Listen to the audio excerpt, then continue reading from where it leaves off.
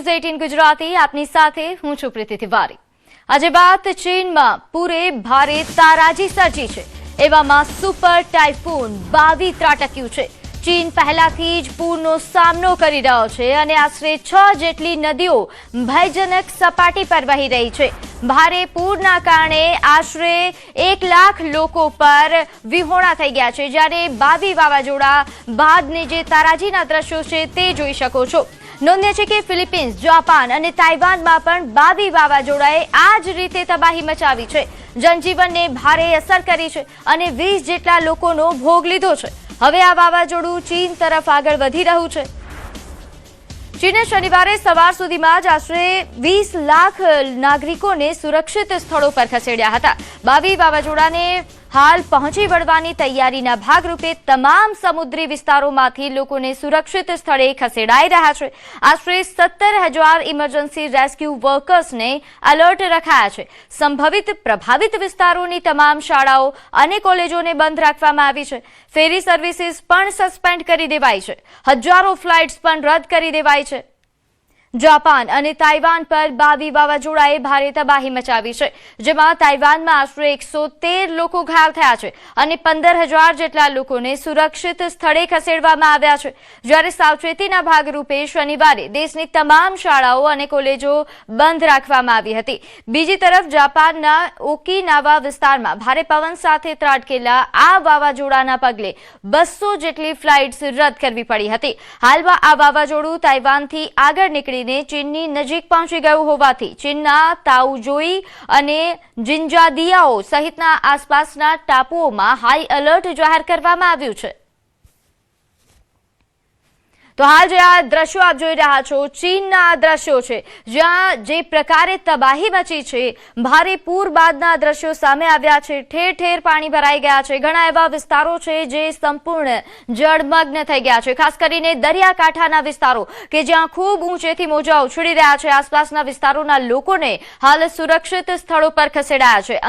અંદાજે 20 થી 25,000 સ્થાનિકો છે જેમને સુરક્ષિત સ્થળ પર ખસેડવામાં આવ્યા। ચીનનું તંત્ર હાલ मैदान पर उतर्યું છે અને તમામ રેસ્ક્યુ કામગીરી શરૂ કરી દેવાઈ છે। તો આ જે રીતે આ વિસ્તારોના દ્રશ્યો સામે આવ્યા છે, જ્યાં જુઓ ત્યાં પાણી જ પાણી દેખાઈ રહ્યું છે।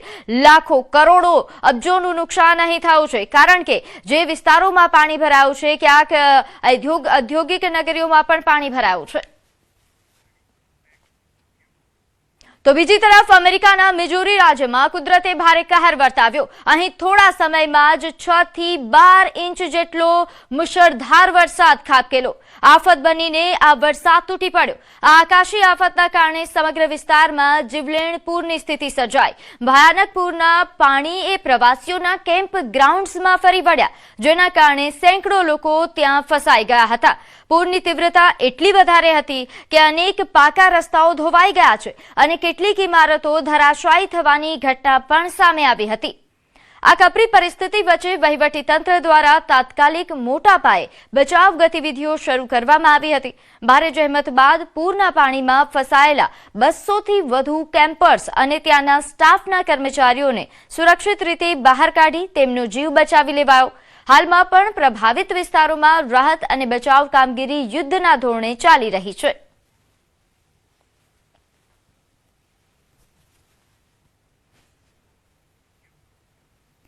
તો આ તરફ કોલંબિયાથી દ્રશ્યો સામે આવ્યા, જ્યાં ભારે વરસાદના કારણે જળબંબાકારની સ્થિતિ થઈ ગઈ છે। મેઘરાજાએ તોફાની બેટિંગ કરતા કોલંબિયામાં સ્થળ ત્યાં જળની સ્થિતિનું નિર્માણ થયું છે। જ્યાં જ્યાં જાઓ ત્યાં પાણી જ નજરે પડી રહ્યું છે। પૂર બાદ આકાશી આફતના આકાશી દ્રશ્યો આપ જુઓ, જ્યાં જ્યાં નજર કરો ત્યાં માત્ર પાણી જ દેખાઈ રહ્યું છે। જળ વિસ્ફોટના કારણે બધું જ પાણીમાં સમાઈ ગયું છે।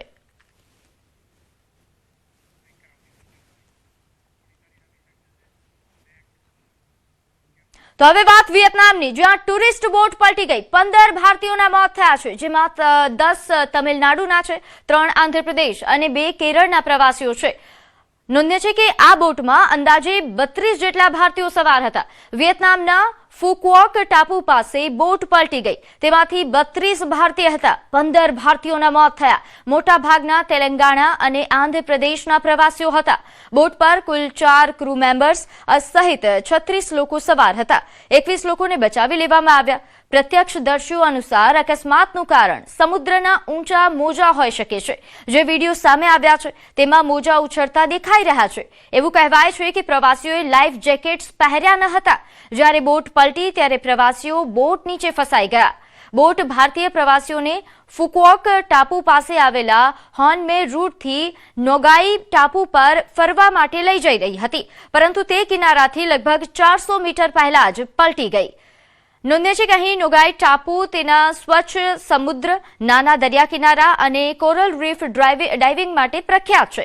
અહીં પહોંચવા માટે પ્રવાસીઓ સામાન્ય રીતે એન્થોઈ બંદરથી બોટ અથવા તો સ્પીડ બોટ ભાડે લે છે અને તે દરમિયાન આ પ્રકારની દુર્ઘટના સર્જાઈ. આ બોટ પલટી ગઈ, જેમાં અંદાજે 15 જેટલા ભારતીયોના મોત થયા છે. અન્ય 21 લોકોનું રેસ્ક્યુ કરવામાં આવ્યું.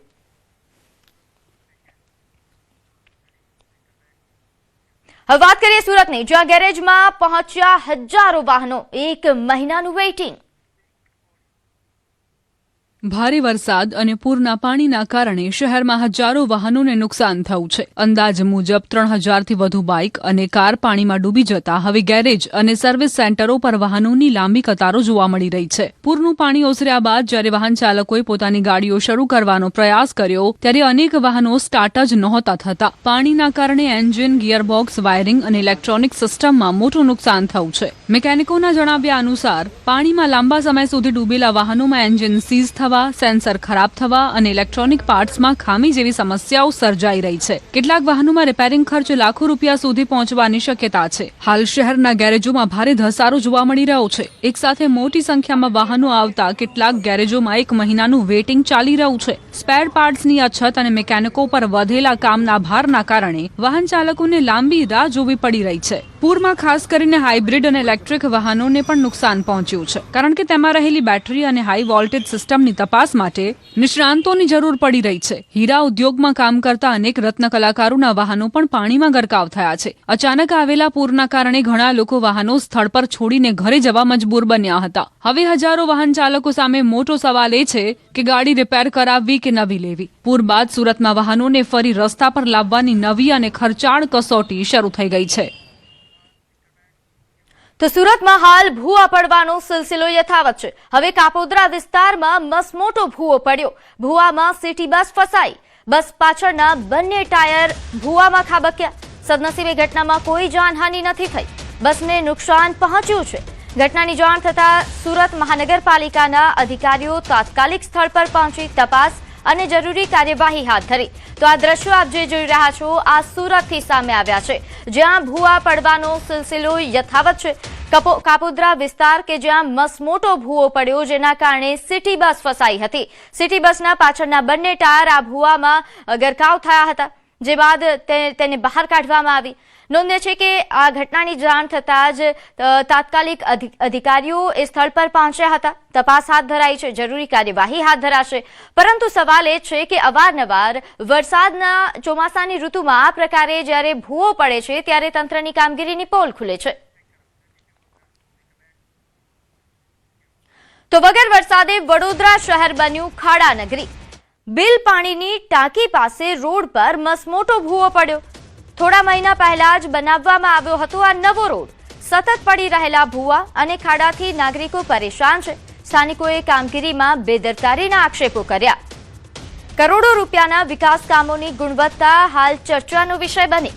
કોન્ટ્રાક્ટરની કામગીરી પણ શંકાના ઘેરામાં આવી. તંત્ર દ્વારા તાત્કાલિક સમારકામ કરવા જવાબદાર સામે કાર્યવાહી કરવા માંગ ઉઠી છે.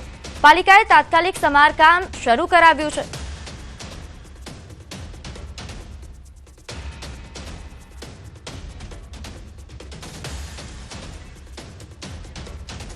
કોઈ સુપરવિઝન નહીં, એટલે જે કામ કરતા કોન્ટ્રાક્ટરો છે એમને મજા પડી ગઈ છે. એટલે જ્યાં ત્યાં વડોદરામાં ખાડા ભૂવાઓ કંઈ ઠેકાના નહીં. ગમે ત્યાં પાણીની લાઈનો લીકેજ. વડોદરાને જે સુંદર સયાજીરાવ ગાયકવાડે આપણા રાજા સુંદર વડોદરા આપ્યું હતું એને આ લોકોએ ખાડોદરા નામ આપી દીધું. એટલું ખરાબ હાલતમાં વડોદરાને કરી નાખ્યું. વડોદરા શહેરમાં ચોમાસું જામે એ પહેલાં જે છે તે શહેરના રોડ રસ્તાની સ્થિતિ ખરાબ થઈ રહી છે અને જે ભ્રષ્ટ અધિકારીઓ અને કોન્ટ્રાક્ટરો છે તેમના કારણે નાગરિકો હેરાન પરેશાન થઈ રહ્યા છે. સીધા બિલ જે ગામ છે ત્યાંના દ્રશ્યો બતાવીશું. બિલની જો વાત કરવામાં આવે તો અહીંયા અચાનક જ જે છે તે બંને તરફનો રોડ જે છે તે બેસી ગયો હતો અને જ્યારે જે કોન્ટ્રાક્ટર છે અધિકારીઓ છે તેમનું ધ્યાન દોરવામાં આવ્યું ત્યારે તાત્કાલિક ધોરણે જે સમારકામ છે તે અહીંયા અત્યારે શરૂ કરી દેવામાં આવ્યું છે. ઉલ્લેખનીય બાબત છે કે વડોદરા શહેરમાં ઠેર ઠેર રોડ રસ્તાની આ પ્રકારની સ્થિતિ છે તો અંદાજો લગાવો કે જ્યારે આ ચોમાસું જામશે, મેઘરાજા મન મૂકીને વડોદરા શહેર પર મહેરબાન થશે ત્યારે વડોદરાવાસીઓની હાલત કેવી થશે. સ્થાનિક લોકો કહી રહ્યા છે કે સુરત કરતાં પણ ખરાબ સ્થિતિ છે તે વડોદરા શહેરની થવાની છે. જો અહીંયા મન મૂકીને વરસાદ વરસ્યો તો લોકોનું ઘરની બહાર નીકળવું અને ઘરની અંદર રહેવું પણ જે છે તે મુશ્કેલ થઈ જશે. અત્યારે તો તાત્કાલિક ધોરણે આ જે બેસી ગયેલો રોડ છે તેનું સમારકામ કરવામાં આવ્યું છે, પરંતુ અહીંયા સૌથી મોટો સવાલ એ ઊભો થાય કે જે કોન્ટ્રાક્ટર દ્વારા આ રોડ બનાવવામાં આવ્યું હતું જેને પુરાણ બરાબર કર્યું નથી, શું એની સામે કાર્યવાહી કરવામાં આવશે કે પછી સમગ્ર મામલે ભીનું સંકેલાશે? હાર્દિક દીક્ષિત, ન્યૂઝ ઇન ગુજરાતી, વડોદરા. તો ભરૂચ શહેરમાં પણ ઠેર ઠેર ભૂવા પડ્યા. ભરૂચ કોટથી ભૃગુ ઋષિ બ્રિજ જતા મુખ્ય માર્ગ પર ભૂવો પડતા દોડધામ. જૂની મામલતદાર કચેરી સામે માર્ગનો એક ભાગ ધસી પડ્યો. શહેરના વ્યસ્ત અને આઇકોનિક ગણાતા રોડ પર જ ભૂવો પડ્યો. થોડા સમય માટે ટ્રાફિક પર અસર જોવા મળી હતી. પાલિકાએ તાત્કાલિક કામગીરી શરૂ કરી સુરક્ષાના ભાગરૂપે બેરિકેડિંગ કરી ભૂવાને કોર્ડન કર્યો છે. તો આ દ્રશ્યો ભરૂચથી સામે આવ્યા છે, જ્યાં અચાનક એક ભાગ રસ્તાનો ધસી પડ્યો.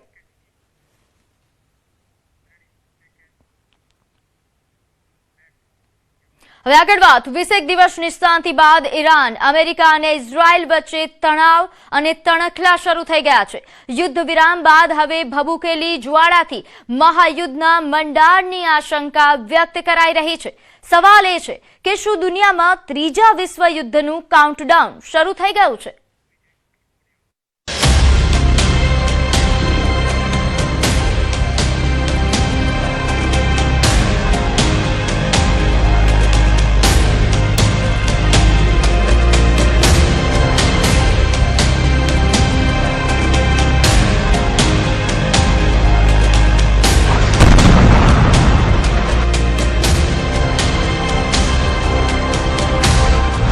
ઈરાનનું મિશન કિલ ટ્રમ્પ, મહાયુદ્ધનું કાઉન્ટડાઉન શરૂ.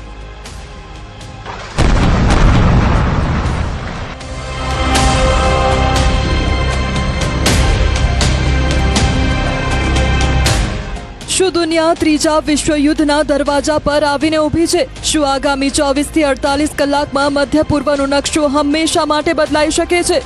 ગયા 24 કલાકથી પર્શિયન ખાડીના સમુદ્રથી લઈને તહેરાનના આકાશ સુધી યુદ્ધની ગંધ ફેલાઈ રહી છે, પરંતુ આ મહાસંઘર્ષની શરૂઆત તો 7 જુલાઈથી જ થઈ ચૂકી હતી અને હવે સ્થિતિ એવી છે કે નાનામાં નાનો તણખો પણ સમગ્ર વિશ્વને હચમચાવી શકે છે. માત્ર મિસાઇલ હુમલાની જ વાત નથી. 4 મહિના બાદ ઈરાનના સર્વોચ્ચ નેતા અલી ખામનેઈની અંતિમ યાત્રા અમેરિકા અને ઇઝરાયલ માટે દારૂગોળાનો ઢગલો બની ગઈ હોય તેવું લાગી રહ્યું છે. લાખો લોકોની ભીડમાં અમેરિકાના રાષ્ટ્રપતિ ડોનાલ્ડ ટ્રમ્પ સામે ભારે રોષ જોવા મળી રહ્યો છે. શું ઈરાન પરમાણુ બોમ્બનું બટન દબાવવા જઈ રહ્યું છે? શું ઇઝરાયલ ઈરાનને વિશ્વના નકશામાંથી હંમેશા માટે ખતમ કરવાની તૈયારી કરી ચૂક્યું છે? આ સવાલોના જવાબ આગામી 2-3 કલાકમાં મળી શકે છે. અત્યારે તો અમેરિકા અને ઇઝરાયલને આ સંભવિત યુદ્ધના ભણકારા અલી ખામેનેઈની અંતિમ યાત્રામાં જ જોવા મળી ગયા છે. 3 જુલાઈથી 10 જુલાઈ સુધી સમગ્ર ઈરાનમાં શોક અને ગુસ્સાના દ્રશ્યોએ ટ્રમ્પ અને બેન્જામિન નેતન્યાહુને વિચારવા મજબૂર કર્યા છે કે શું ઈરાનને કાબૂમાં લેવા માટે હવે મોટા યુદ્ધ સિવાય કોઈ વિકલ્પ બચ્યો નથી. અમેરિકન મીડિયા એક્સિયોસના દાવા પ્રમાણે અમેરિકા અને ઇઝરાયલ આગામી 24 થી 48 કલાકમાં ઈરાન પર મોટો હુમલો કરી શકે છે. ઇઝરાયલના રક્ષામંત્રી ઇઝરાયલ કાટ્ઝે સ્પષ્ટ શબ્દોમાં કહ્યું છે કે ઈરાન પર હુમલા માટે તેમની સેના સંપૂર્ણ રીતે તૈયાર છે. બીજી તરફ કેટલાક અહેવાલોમાં એવો દાવો કરવામાં આવ્યો છે કે જો ઈરાનના નવા સર્વોચ્ચ નેતા મોજતબા ખામેનેઈને અમેરિકા અથવા ઇઝરાયલ નિશાન બનાવશે તો તેના પરિણામો અત્યંત વિનાશક સાબિત થઈ શકે છે. હાલમાં અમેરિકાની સેન્ટ્રલ કમાન્ડે હોર્મુઝ વિસ્તારમાં પોતાના 20 યુદ્ધ જહાજો તૈનાત કરી દીધા છે, જ્યારે ઈરાને પણ ડ્રોન અને મિસાઇલ હુમલાની તૈયારી પૂર્ણ કરી લીધી છે.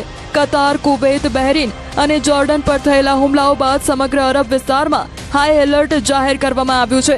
અત્યારે શાંતિ અને સન્નાટા વચ્ચે કોઈ પણ ક્ષણે ઈરાન અમેરિકન અને ઇઝરાયેલી ઠેકાણાઓ પર હુમલો કરી શકે છે. ચાલો શરૂઆત કરીએ ઈરાનના તે મિશનથી જેને નામ આપવામાં આવ્યું છે કિલ ટ્રમ્પ. ઈરાનની કિલ લિસ્ટ તૈયાર. નંબર 1 પર ડોનાલ્ડ ટ્રમ્પ.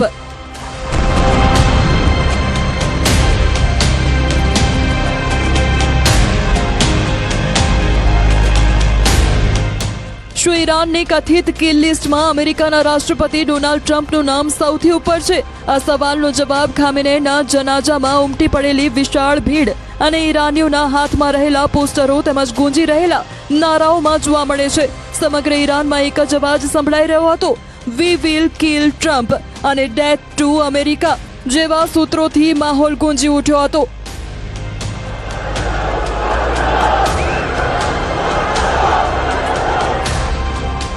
મશહદ સ્થિત ઇમામ રઝા દરગાહ ખાતે યોજાયેલા અંતિમ સંસ્કારમાં લાખો લોકો ઉમટી પડ્યા હતા. જનાઝામાં હાજર લોકો અને ઈરાનના ટોચના કમાન્ડરોમાં અમેરિકા અને ઇઝરાયલ સામે ભારે રોષ જોવા મળ્યો હતો. ભીડે ડોનાલ્ડ ટ્રમ્પ અને ઇઝરાયલના ખતમાના નારા લગાવ્યા હતા.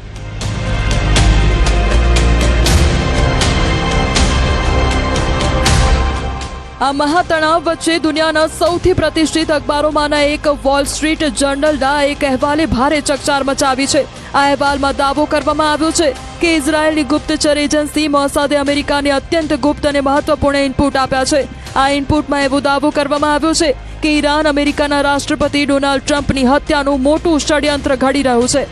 આ દાવો સામે આવ્યા બાદ વોશિંગ્ટનથી લઈને યેરુશલેમ સુધી રાજદ્વારી અને સુરક્ષા સ્તરે ભારે હલચલ મચી ગઈ હોવાનું કહેવાય છે. સૂત્રોના હવાલાથી એવા અહેવાલો પણ સામે આવ્યા છે કે ડોનાલ્ડ ટ્રમ્પ અને ઇઝરાયલના વડાપ્રધાન બેન્જામિન નેતન્યાહુ વચ્ચે લાંબી અને અત્યંત ગુપ્ત ટેલિફોનિક વાતચીત થઈ હતી. અહેવાલ મુજબ આ ચર્ચા દરમિયાન બંને નેતાઓ વચ્ચે એવી સહમતિ બની હતી કે હવે મધ્ય પૂર્વમાંથી ઈરાનના ખતરાનો કાયમી અંત લાવવાનો સમય આવી ગયો છે. અહેવાલમાં ઈરાની કેન્સર જેવા શબ્દ પ્રયોગનો પણ ઉલ્લેખ કરવામાં આવ્યો છે, જે અમેરિકા અને ઇઝરાયલના કડક વલણને દર્શાવતો હોવાનું કહેવાય છે. બીજી તરફ ઇઝરાયલના સંરક્ષણ મંત્રી ઇઝરાયલ કાત્ઝે પણ ઈરાનને ચેતવણી આપતા કહ્યું છે કે ઇઝરાયલ ઈરાન પર મોટો હુમલો કરવા માટે સંપૂર્ણપણે તૈયાર છે. No, I'm number one on the kill list for Iran. They're lovely people. I'm number one. So I don't know. I can't tell you that, but I don't really care because I'm doing my job and I'm doing it, I hope, better than anybody's ever done it because we have a country that's hot and really, really successful. But I mention it only because it's on the list. Iran પર હુમલાની તૈયારી. હવામાં ઉડવા લાગ્યા ઇઝરાયેલી jet.